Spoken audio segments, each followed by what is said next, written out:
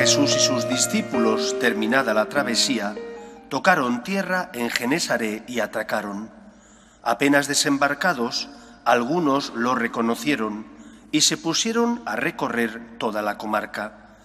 Cuando se enteraba la gente dónde estaba Jesús, le llevaban los enfermos en camillas. En la aldea o pueblo o caserío donde llegaba, colocaban a los enfermos en la plaza y le rogaban que les dejase tocar al menos el borde de su manto, y los que lo tocaban se ponían sanos. Palabra del Señor. Como he dicho al comienzo de la misa, hoy celebramos la fiesta de la Virgen de Lourdes. Estoy seguro de que muchos de vosotros habéis estado en Lourdes, y si no habéis estado y podéis, yo os aconsejo que vayáis sin ninguna duda. Además, personalmente, que he ido muchas veces, el momento que más me gusta es el mes de enero, cuando hace mucho frío. Los glaciares del Pirineo están muy cerca, pero no hay gente. Y es una maravilla, aunque estés abrigadito allí, muerto de frío, pero es una maravilla poder estar rezando en la gruta prácticamente solo, y eso en las horas centrales del día, no solamente por la noche. Creo que a Lourdes vamos, no solamente van, sino que vamos, por supuesto, a pedir a Dios ayuda, ¿verdad? A veces aunque no tengas una enfermedad particular, ¿no?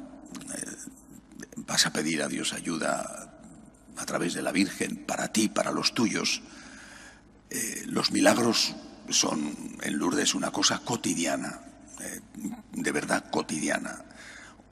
Y muchas veces a lo largo del día, luego ya la Iglesia, para reconocer un milagro, pues se pone muy exquisita, porque tiene que ser algo que no haya ninguna duda de que se haya producido por cualquier otra causa.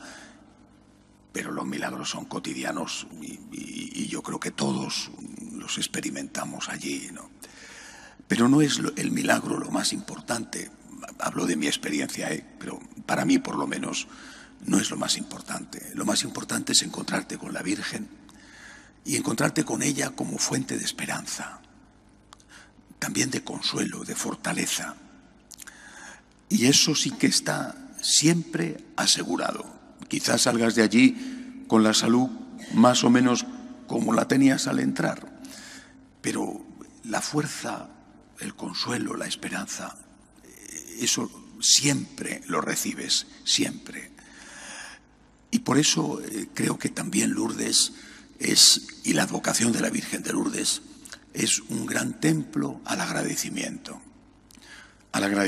por la salud que has recuperado, o la salud que tenías que no has recuperado, o la que sigues teniendo.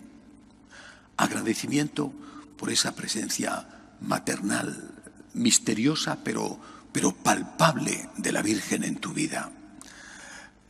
Petición, fortaleza, agradecimiento son las tres palabras que para mí, por lo menos, representan y simbolizan ese milagro maravilloso cotidiano que es Lourdes. Hoy también quiero referirme a otra cosa. Hace 6 años, hoy, día de Nuestra Señora de Lourdes del 2013, el Papa Benedicto XVI anunció que iba a presentar su dimisión, que iba a ejecutar su dimisión. La presentó ese día a finales de febrero, por lo tanto, 15 días después. Bueno, fue una conmoción, un shock, un golpe inesperado. En aquel momento a todos nos dejó aturdidos. No sabíamos muy bien cuál era la causa. Él expresó que se sentía incapaz de gobernar una iglesia con tantos problemas, que lo hacía libremente, y nos pidió oraciones.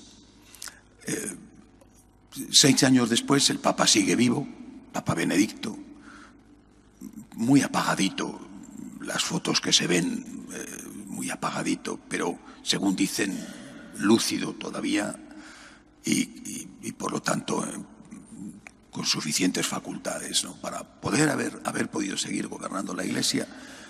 Pero Dios sabe lo que hace y lo que le inspiró a él para dar ese paso adelante, paso histórico, un paso arriesgado y comprometido. Creo que el ejemplo del Papa Benedicto, que sigue siendo válido para nosotros hoy, es el de confiar en Dios. Esto es lo que no debemos olvidar nunca. Y por eso yo creo que él eligió este día de la Virgen de Lourdes para anunciar su dimisión.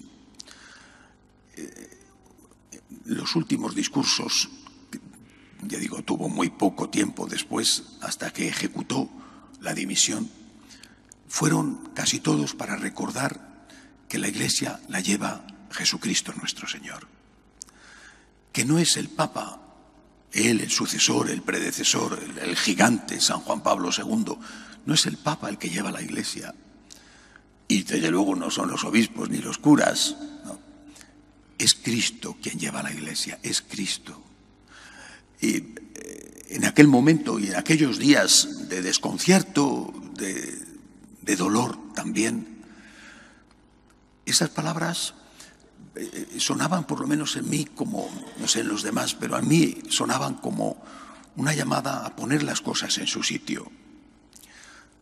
Cuando en un grupo político, en un partido, en un país, en una empresa, se tiene un líder muy carismático, a lo mejor es el fundador de la empresa, o bueno, un líder que ha relanzado esa empresa, bueno, ese partido político, ese país,